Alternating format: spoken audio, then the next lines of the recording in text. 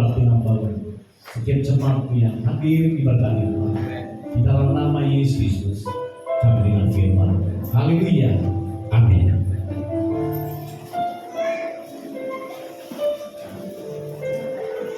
Shalom Bapak Ibu. Kita langsung lihat Alkitab di dalam Injil Yohanes pasal yang ke-20.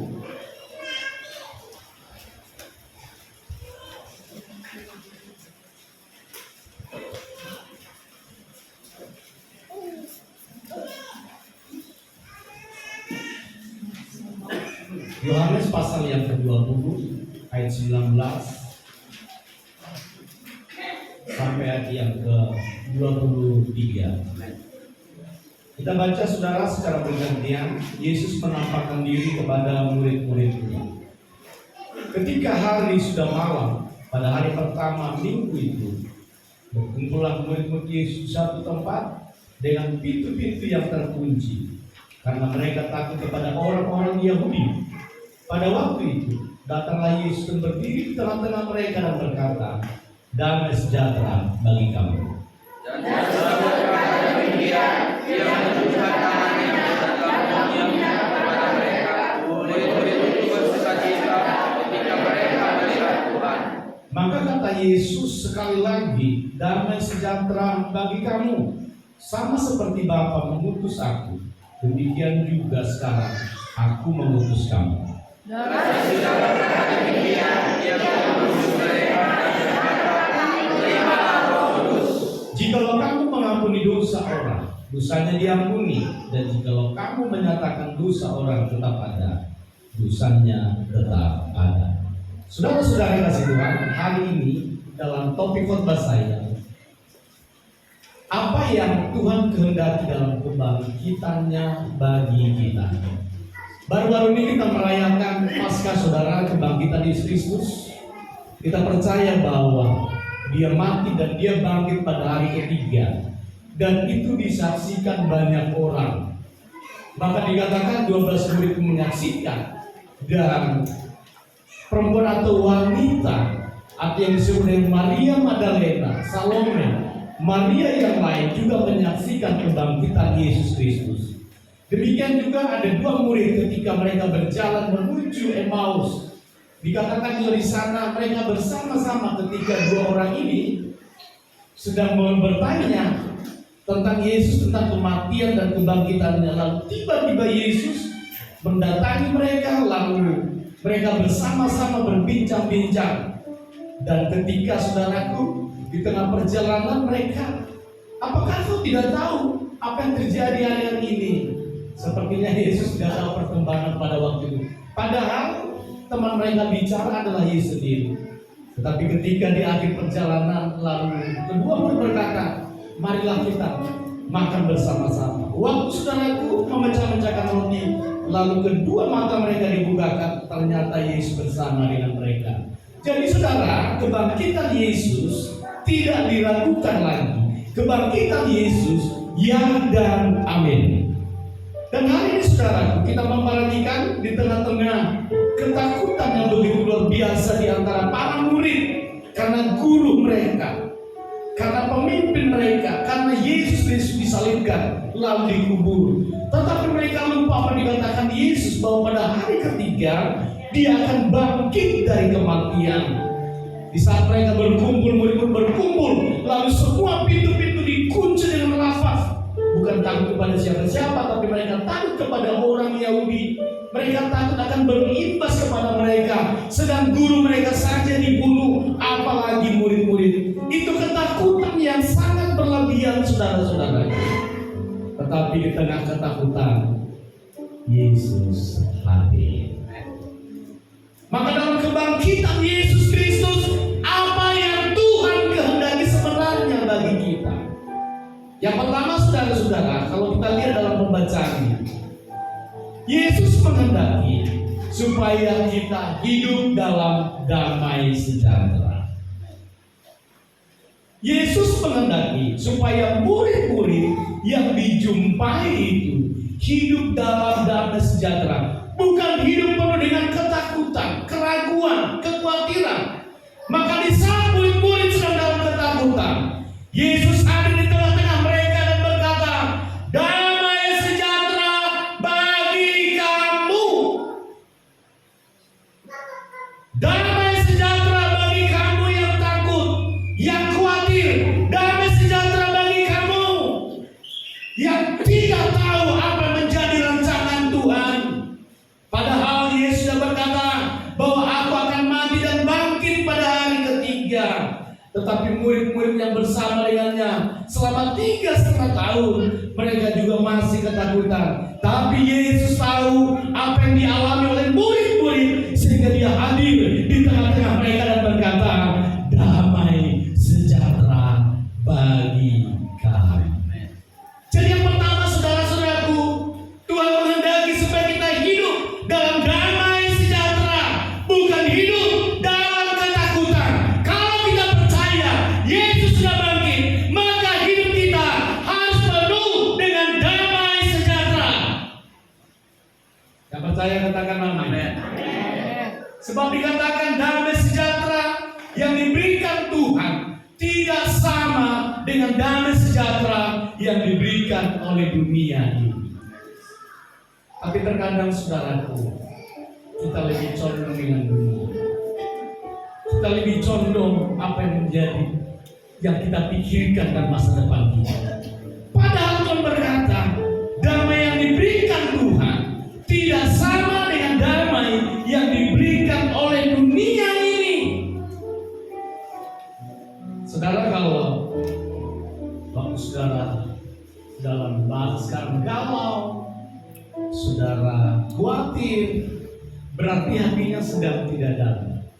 Orang yang tidak sedang damai, ciri-ciri orang yang tidak damai sejahtera, itu bawaannya gelisah, takut, tidak konsen. Pokoknya itu saudara, dia takut dengan kehidupannya, dia takut dengan usahanya, dia takut dengan anak-anaknya, dia takut, pokoknya dia takut. Yesus berkata, aku menghendaki engkau supaya engkau hidup dalam damai sejahtera, sebab damai yang kuberikan kepadamu beda dengan damai yang diberikan oleh dunia. Dunia sifatnya sementara, saudara, tetapi Yesus memberikan damai yang kekal kepada kita semuanya. Maka dalam kebangkitan Yesus, waktu dia menampakkan diri kepada murid-murid, Yesus berkata, biarlah damai sejahtera ini tinggal di dalam engkau. Ada ketenangan, damai yang tidak pernah kita miliki, damai yang tidak dimiliki oleh dunia, damai sejahtera yang melampaui akal pikiran kita.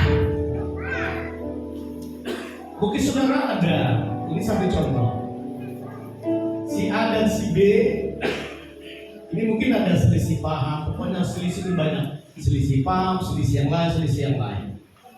Tetapi saudara, ketika engkau menggunakan damai Tuhan, ketika ada damai Tuhan dalam hidup itu yang dikatakan damai melampaui akal pikiran. Tidak mungkin dong dia sudah menyakiti saya, sudah mengecewakan saya, bahkan berkali-kali saya sudah tolong tapi dia tetap menyakiti saya. Secara dunia masuk akal bahwa orang itu tidak layak lagi diampuni.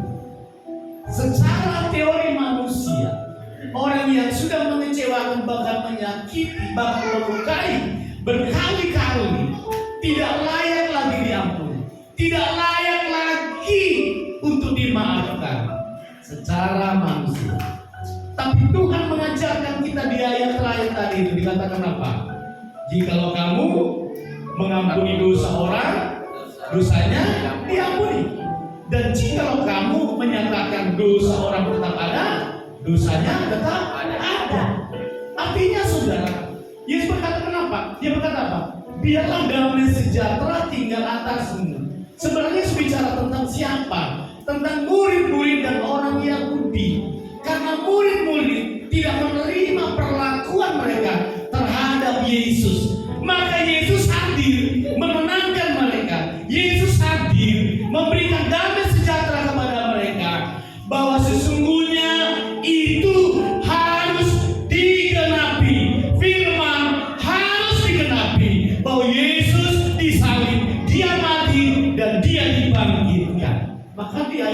kunci itu harus mengampuni. Kan saudaraku di awal katakan bahwa murid-murid ketakutan yang berlebihan. Ada 12 murid, satu sudah mengkhianat, tinggal 11. Di antara 11 murid pasti berbeda pikiran. Ada yang terluka, ada yang sakit, mungkin ada yang dendam terhadap orang Yahudi ini karena mereka menyalibkan Yesus. Tapi Yesus berkata apa? Harus mengampuni. Kalau mau damai sejahtera, yang sudah Tuhan beri kepada kita harus mengampuni. Seperti saya katakan tadi contoh itu, mungkin sudah tidak menerima orang itu.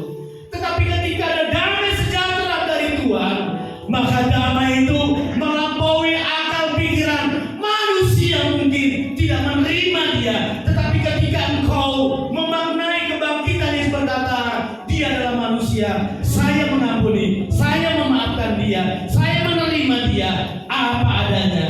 Maka ketika saudara menyatakan itu, ada damai sejahtera yang melampaui pikiran kita. Sesuatu yang tidak mungkin, tapi bagi Yesus segalanya mungkin. Tapi sakit malah bisa. Ya, karena saudara mau sakit, karena saudara mau terluka, karena saudara mau kecewa, karena saudara mau balas dendam. Ingat semua kesalahannya. Tapi saudara waktu ingat kesalahannya, pelanggarannya, tapi ingat darah Yesus yang sudah tercurah untuk menebus dia dan menebus saudara-saudara. Itu yang dikatakan Tuhan menghendaki supaya kita hidup dalam damai sejahtera. Kenapa saudara? Karena dunia yang kita jalani ini penuh dengan lika-liku. Tidak ada jawaban. Yang ada apa? Kekecewaan, luka, itu yang kita hadapi. Maka Yesus berkata, melalui kebangkitanku, engkau harus hidup dalam damai sejahtera. Sehingga ketika kita hidup dalam damai sejahtera, dalam perjalanan hidup tidak pernah kecewa. Lihat kanan kirinya, apakah wajah-wajah yang sedang kecewa? Lihat dengan jelas, jangan hanya sepintas. Kalau sepintas belum jelas, lihat jelas apakah dia sedang kecewa, terluka, baik. Bilang sebelahnya, aku lihat apa itu kalau ditaruh wajah, apa namanya? Benda apa lain? Bilang, aku lihat hanya bedaklah yang menutupi kekecewaan. Kalau nggak ada bedak itu, terlihatlah kekecewaan.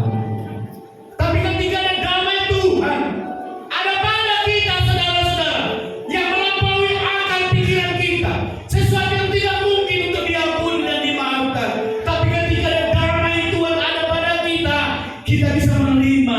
Maka hidup kita penuh dengan sukacita. Jangan sudah dunia udah pahit, saudara ikut pahit. Semakin ditindih, sudah jatuh, ditimpa tangga lagi. Yesus juga berkata, saudara, apapun yang terjadi dalam hidup kita, apapun yang terjadi dalam pergumulan hidup kita, tidak akan pernah bisa menggeser damai Tuhan yang ada pada kita. Jangan sampai tergeser. Anak-anak muda, cintamu kepada Tuhan jangan sampai tergeser. Nggak kencang. Jangan bapak-bapak yang jawab. Anak-anak muda, katakan amin. Kok ibu-ibu lebih banyak menjawab? Jangan-jangan terluka oleh suamimu. Nanti lakukan pemulihan. Tapi bapak ibu juga jangan sampai tergeser imanmu, hatimu dari damai Tuhan. Kadang kalau saudara, ada saja Tuhan izinkan orang untuk melukai kita. Mungkin saudara, saya sudah berjaga-jaga. Pokoknya saya sudah sukacita berglori untuk Tuhan. Tidak akan pernah terganggu oleh siapapun. Waktu kita tidak berjaga-jaga, Tuhan izinkan atau iblis datang, ya, memakai orang untuk mengganggu hati. Ingat saudara, Kalau kita tak berjaga, memiliki iman, perisai iman, maka pada saat kita tidak berjaga-jaga, dia akan masuk melalui hati kita. Didatangkan orang sengaja. Kamu apa sih? Apa kau? Dia tahu kalau kita juga gampang emosi. Dia juga tahu kalau kita gampang teriak. Didatangkanlah orang yang teriak-teriak, saudara. Jadi sama. Bilang bukan kau orang. Bilang bukan kau orang. Tapi aku. Puji Tuhan lah sudah bertobat dari saya. Saudara kasih Tuhan. Tapi ketika kita bisa menjaga hati kita, ini yang Yesus sampaikan kepada murid-murid. Di tengah-tengah kegelisahan, kegalauan, ketakutan, mungkin juga mereka dendam. Tapi Yesus berkata, aku berikan biarlah kau hidup dalam damai sejahtera. Sebab damai yang diberikan oleh dunia ini tidak sama dengan damai yang kuberikan. Dan damai yang kuberikan itu jangan sampai menggeser hatimu. Dan damai sejahtera Tuhan di hati kita dapat memberi kesaksian kepada orang. Orang bilang begini, luar biasa ya, orang di kampung sawah itu sudah diejek, dihina, tapi nggak balas-balas. Menjadi kesaksian buat orang lain. Dia tetap sukacita, ya dia tetap berglori, dia tetap bergereja, dia tetap berkonser, nggak pernah bergeser hatinya. Walau ada orang yang menyakiti, tapi tidak sedikit pun bergeser hatinya. Kenapa? Kalau dia bergeser dia rugi sendiri. Padahal itu diizinkan Tuhan untuk memuji dia. Lalu orang berkata, luar biasa ya jemaat itu ya. Padahal dia sudah dilukai, sudah diejek, bahkan mungkin sudah dianiaya, tapi dia tetap saja ke gereja dan ke konser. Artinya saudara, damai sejahtera yang datangnya dari Tuhan, yang tinggal di hatimu, menjadi kesaksian bagi orang banyak. Itu yang Tuhan mau, saudara. Dalam kebangkitan Yesus ketika dia menampakkan diri selama 40 hari, Tuhan mau supaya murid-murid itu tetap memiliki damai sejahtera. Thomas yang dikatakan dia tidak percaya ketika Yesus bangkit. Maria Magdalena, Maria yang lain, Salome juga mendatangi mereka dan berkata, Yesus telah bangkit, Yesus telah bangkit. Tapi ada namanya Thomas. Dia tidak percaya dengan kebangkitan. Tapi ketika Yesus ada di tengah-tengah mereka, lalu Yesus menunjukkan luka-luka, bilur-bilur yang sudah dipaku tangannya, bahkan lambungnya. Dia baru percaya. Saya yakin kita percaya karena iman, bukan karena mengingat saja. Kita yakin kepada Yesus. Kita yakin dia bangkit karena kita mengimani dan disaksikan oleh para rasul, disaksikan banyak orang. Jadi mau kita hidup dalam damai sejahtera. Pulang hidup damai sejahtera. Kalau nanti saudara diuji oleh suamimu, ibu-ibu dengar, waktu kau diuji suamimu, sebenarnya dia nggak mau menguji, hanya suamimu mau dipakai iblis. Ibu-ibu, kalau kau juga dipakai iblis nanti, sebenarnya kau tidak mau, tapi kadang-kadang di luar kemampuan manusia. Saya hanya berpesan, waktu saudara diizinkan diuji, ingat khotbah ini, miliki damai sejahtera. Bagaimana caranya? Kalau suami sudah marah-marah, ibu-ibu banyak diam. Bila perlu, makan di gomak supaya nggak bisa ngomong. Makan di gomak. Waktu suami bicara, di gomak makan.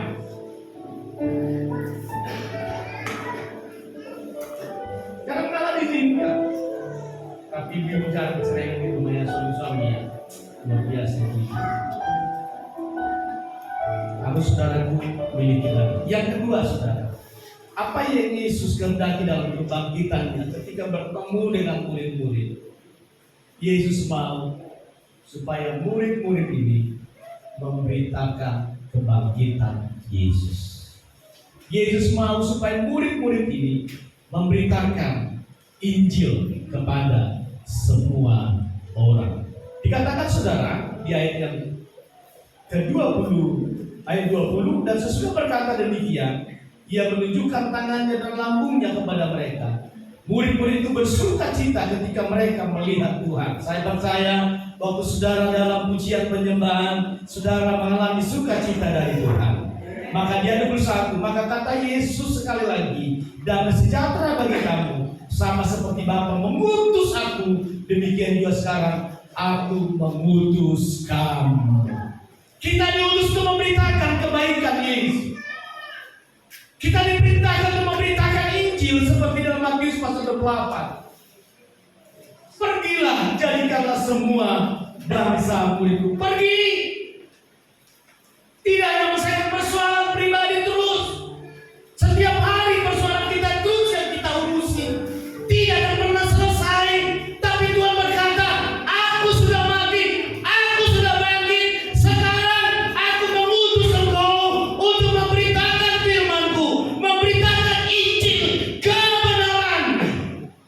Dan ketika kita sudah terima Yesus, maka konsep dari pikiran kita adalah berpikir tentang kerajaan Allah, berpikir tentang pekerjaan Tuhan, berpikir tentang jiwa-jiwa yang belum diselamatkan. Katakan amin. Jangan sibuk terus urusin pribadi saudaraku, nggak bisa habis. Besok pagi bangun persoalan pribadi lagi, nggak bisa habis. Sore ketemu pribadi lagi, nggak bisa habis. Besoknya lagi bangun, nggak bisa habis.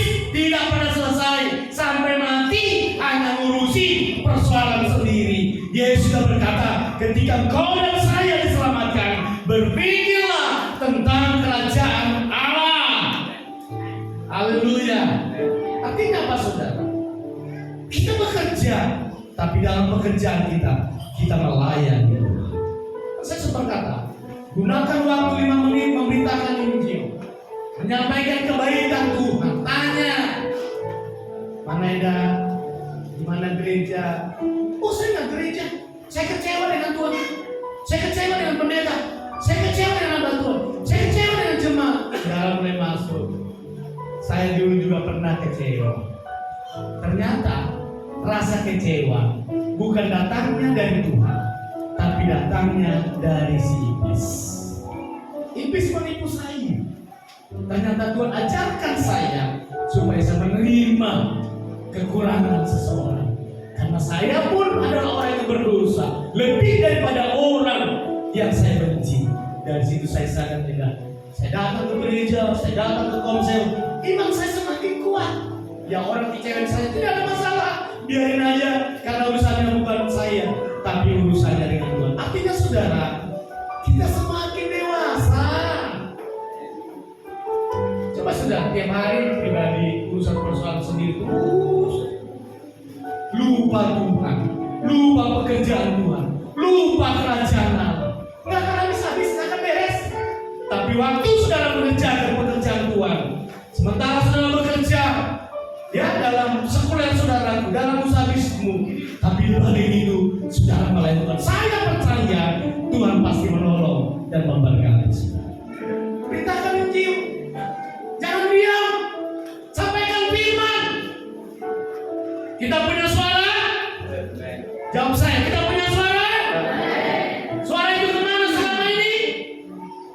Apakah suara itu ngomongin orang, gosipin orang, nyalain orang, menghukum orang, menghakimi orang? Tapi suara yang Tuhan beri kepada kita adalah untuk menyuarakan kebenaran, menyuarakan firman Tuhan, Injil kebenaran itu.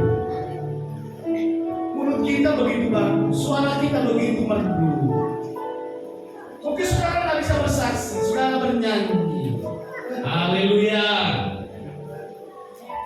Mungkin saudara nyanyi, mati hidup buat Tuhan, mati hidup buat Tuhan, mati hidup buat Tuhan. Saya senang di ladangnya Tuhan. Mati hidup buat Tuhan, bukan mati hidup buat pergumulan. Coba saudara, pergumulan saudara sampai mati-matian, nggak bisa habis. Kayak teman kita sekarang lagi pergumulan ini, tolong jangan kebakar dulu.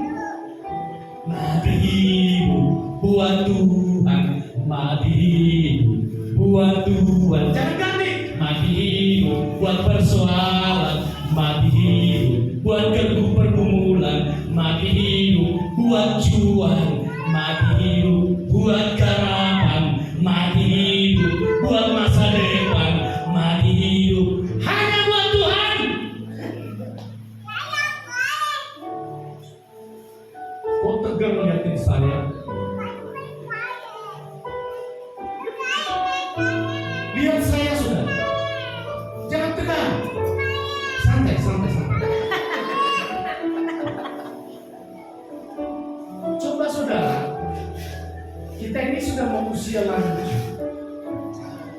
Waktu saya tanya ada teman, kita waktu bersama dengan gembala, lalu mulai tanya-tanya umur. Umurmu berapa Pak Gembala? Sekian. Saya tanya umur Pak Gembala berapa? Nanti 15 Mei 51 tahun. Siapkan kado yang terbaik. Diam kan? Kalau bertanya, harus tanya. Bapak berapa? Saya 58. Saya bilang 2 tahun lagi sudah lansia. Sudah ada predikat yang apa? Ada yang baru. Mulai dari anak muda, dewasa, 2 tahun lagi lansia saja. Kalau saya masih lama lansia. Artinya saudara, umur itu akan terus berjalan. Selama hidup kita akan terus tidak ada yang bisa menghentikan. Dari 40, 41, 42, 43. Maka kalau di gereja setiap ada yang ulang tahun kita apa? Tepuk tangan.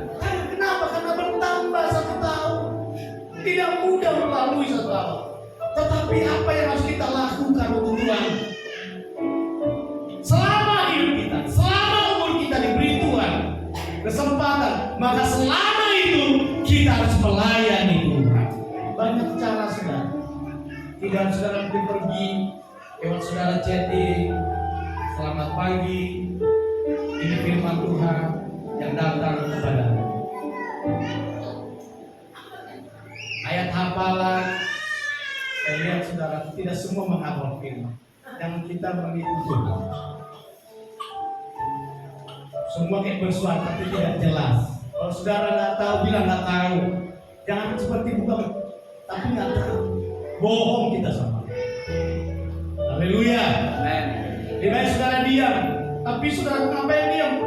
Udah disuruh menghafal, tapi saudara ada yang nunduk, ada yang jalan kepala, ada yang macam-macam. Tuhan lihat dari atas. Yeremia berapa tadi?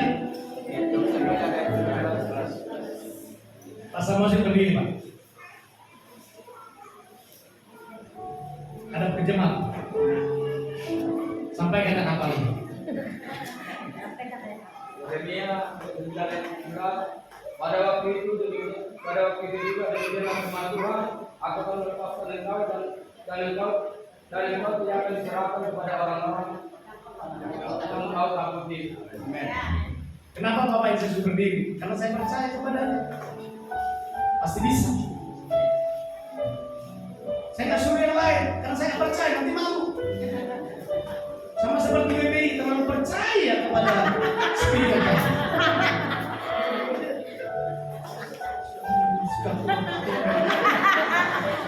Waktu pengaturan berhenti, jadi begini sudah. Tapi udah langsung bangun. Waktu di tengah-tengah ini mati, tetap ibu bicara. Tiba-tiba ada musik dari belakang. Maju. Karena malah perjalanan kita begitu sudah. Percayanya kepada Tuhan. Waktu ada yang menghentikan, jalan aja terus. Orang mau ketawa, mau jalan aja terus. Kenapa? Tuhan tahu isi hati. Puji Tuhan, Bapak Ibu semuanya satu-satu. Jadi masih ada waktu mengejar ya Bapak-Bapak. Kita harus memberitakan Injil, menyelamatkan jiwa. Visi yang Tuhan beri kepada gereja, selamatkan jiwa berapapun angkanya. Jiwa itu tidak ternilai, saudara. Saudara ini tidak ternilai loh. Kenapa? Tuhan yang menciptakan, bukan manusia. Maka setiap jiwa yang kita jumpai yang belum mengenal Tuhan, sampaikan firman, sampaikan Injil. Jangan sampaikan masalahmu yang begitu banyak. Masalahmu yang banyak, sampaikan ke Tuhan. Tapi tentang keselamatan, pemberitaan Injil, sampaikan kepada mereka. Haleluya saudara. Amen. Pulang dari sini pergi ke rumah saudara, sampaikan firman. Bilang, aku ini hamba Tuhan, diutus oleh Tuhan melalui GBI Kampung Sawo. Kalau itu hari yang lama atau Namborong, hari katakan, hari ini aku berkata, kalau kau tidak bertobat, hari ini juga kau mati. Tuhan bilang, pergi kau. Kau bilang aku mati, kau yang mati. Makanya kasih firman bawa jeruk, bawa lapet, bawa apa yang jadi kesukaannya, atau bawa kuaci supaya lama ngobrol. Banyak cara, saudara-saudara. Maka itu yang Tuhan inginkan, kehadiran Tuhan di tengah-tengah jemaat, supaya kehadiran Tuhan di tengah-tengah para murid, supaya mereka memberitakan Injil, memberitakan kebenaran bahwa Yesus yang mati itu telah bangkit. Dia telah bangkit dari kematian. Maka dengan kebangkitan, maka kita pun akan dibangkitkan. Yang terakhir, yang ketiga, apa yang Tuhan kehendaki dari hidup kita, saudara-saudara?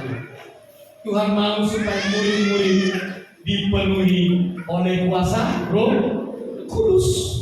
Di ayat yang keberapa itu? Ayat yang ke-22 berkata begini, dan sesudah berkata demikian, ia mengembusi mereka dengan apa? Dan berkata, terimalah Roh Kudus. Yesus sudah berkata bahwa sebelum kematiannya, bahwa Yesus akan memberikan Roh penghibur yang menuntun, yang memberikan kita kekuatan, kuasa untuk memberitakan Injil. Saya percaya ketika Injil diberitakan, ketika firman diberitakan, ada kuasa bagi saudara. Ada urapan, ada kuasa yang memberikan kita, memberi mulut kita untuk berhikmat menyampaikan firman. Maka ketika orang dengar firman, mereka diselamatkan. Ketika orang dengar firman Tuhan, mereka disembuhkan. Ketika orang dengar firman Tuhan, mereka dipulihkan. Hanya Tuhan. Maka hari ini Bapak Ibu Saudara, Tuhan rindu, Tuhan menghendaki supaya kita melayani Tuhan. Melayani Tuhan tidak harus saudara diminta. Melayani Tuhan tidak harus saudara di gereja. Tapi melayani Tuhan, saudara ada di keluarga. Melayani Tuhan ada dalam lingkungan. Melayani Tuhan ada dalam komunitas, dalam pekerjaanmu, di mana saudara ada. Saudara layani Tuhan. Bagaimana kita melayani di sana? Menjadikan diri menjadi berkah, menjadi garam, menjadi terang, disukai orang.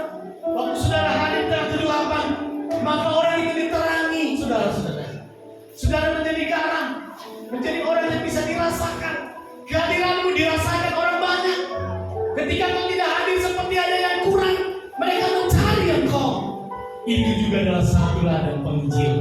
Biarlah saudara menjadi rasa yang enak dirasakan oleh orang banyak, menjadi terang di tengah kegelapan, menjadi berkat di saat orang dalam kejenuhan, menjadi berkat bagi orang waktu mereka, saudaraku, terperosok, bangkrut, atau keluarga yang mulai hancur. Saudara hati bisa. Dan saya percaya firman Tuhan akan memakai kau dalam lapangan. Amin, saudara. Kurang dari sini maju, sampaikan firman. Tadi itu mama saya yang sudah bersaksi. Puji Tuhan. Dan bisa duduk, bisa jalan, bisa ke gereja. Dan saya percaya karena Tuhan yang menolong. Orang yang berjalan dalam terang Tuhan, orang yang berjalan dengan Tuhan akan diberi hikmat. Saya bilang, Bapak sama Mama ke Jakarta, balik. Bukan soal menjaga atau tidak menjaga. Karena di Jakarta dia banyak berdoa. Di sini anak-anakmu semakin banyak didoakan, mujizat semakin terjadi. Tidak bisa, tadi tidak bisa jalan, tidur terus. Tiap hari berapa kali saya datang, di mana? Bang? Saya datang, di mana udah makan belum? Karena aku udah belajar, ketika orang kamu sakit, aku harus memperhatikan dan peduli buat mereka. Memang sudah usia 72 tahun mama saya, tapi kan berkata begini, Ma, harus hidup 100 tahun lagi. Dia ketawa. Ketawalah kenapa? Lihat fisiknya. Ketika mereka berkata, soal yang menentukan umur adalah Tuhan. Kadang-kadang kita tidak mau berkata, tidak bertindak dengan iman. Saya percaya dengan kata-kata iman. Mama saya sampai di sini, dia bilang, Ma, kapan pergi? Apalagi karena ada warisan, ya kan? Menantunya ngotot, bilang sama anak, Pak, suruh tuh mertua pergi cepat. Kenapa? Warisannya sudah bagi 2. Syukurlah Bapak saya nggak punya harta. Mau bagi apa? Hanya kamu. Saudara, Bapak saya bilang, kalau mama ini mama, biarlah aku yang duluan. Sebab kalau aku tidak duluan, nggak tahu lagi hidup. Saya bilang siapapun yang duluan itu yang terbaik dari Tuhan. Biasanya saya bilang, kalau ini yang pergi duluan, 2 hari lagi ikut dia. Jangankan 2 hari itu juga saya mau lah. Kan Tuhan yang membantu. Amin. Tapi saya bersyukur hari ini sudah bisa bersaksi semua karena Tuhan. Saudara, landasi perkataan kita dengan perkataan iman. Jangan selalu menggunakan perkataan kelemahan, perkataan tidak bisa, perkataan tidak mampu, perkataan yang tidak membantu. Tapi perkataan harus membantu. Sekalipun dalam realitanya sepertinya tidak terjadi, tapi iman sudah tertancap, iman sudah disampaikan. Kalau awan gelap, meskipun langit tanpa surat, awan gelap ada, tapi kita percaya Tuhan pasti membantu. Tuhan Yesus memberkati. Hari kita masuk dalam perjamuan kudus dan semalam.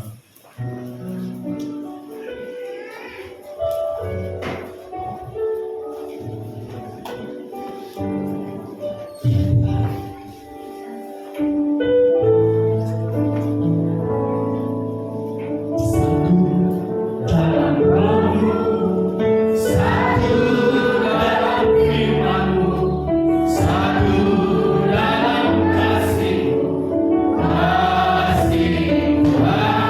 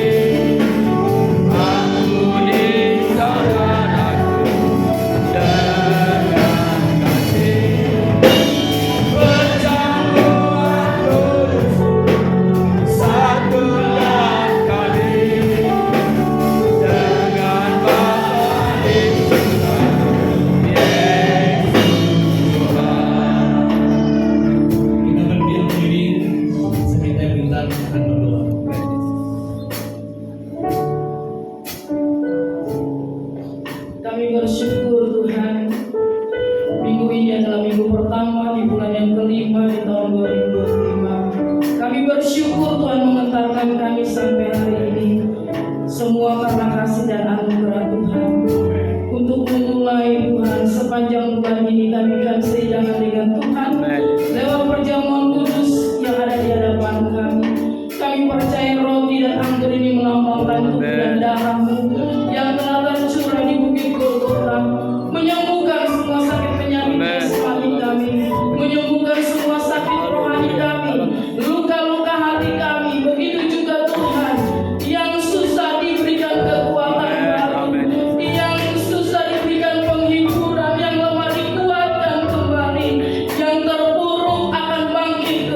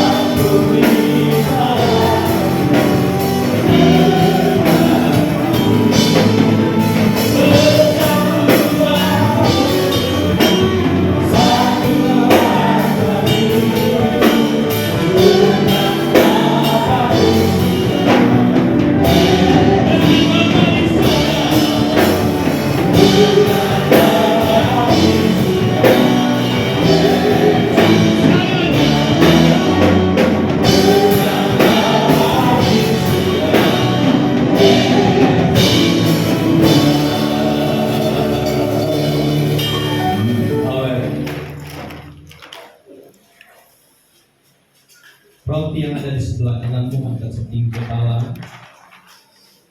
Dengarkan pertanyaan. Apakah saudara percaya bahwa roti yang kita pegang adalah lambang dari tubuh Kristus? Amin. Dengar firman Tuhan. Sebab apa yang telah kuteruskan kepadamu telah kuterima dari Tuhan, yaitu bahwa Tuhan Yesus pada malam waktu ia diserahkan mengambil roti, dan sesudah itu ia mengucap syukur atasnya. Ia memecah-mecahkannya dan berkata, inilah tubuhku yang diserahkan bagi kamu. Perbuatlah ini menjadi peringatan akan aku. Dalam nama Yesus.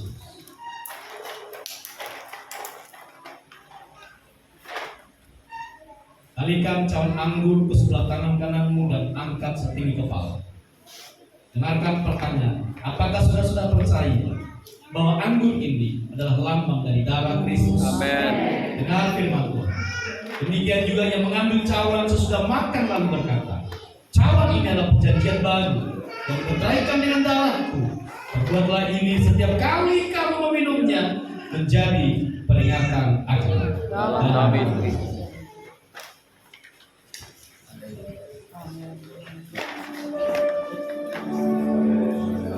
Mari bersyukur saudara, kita sudah masuki bulan Mei. Mari bersyukur.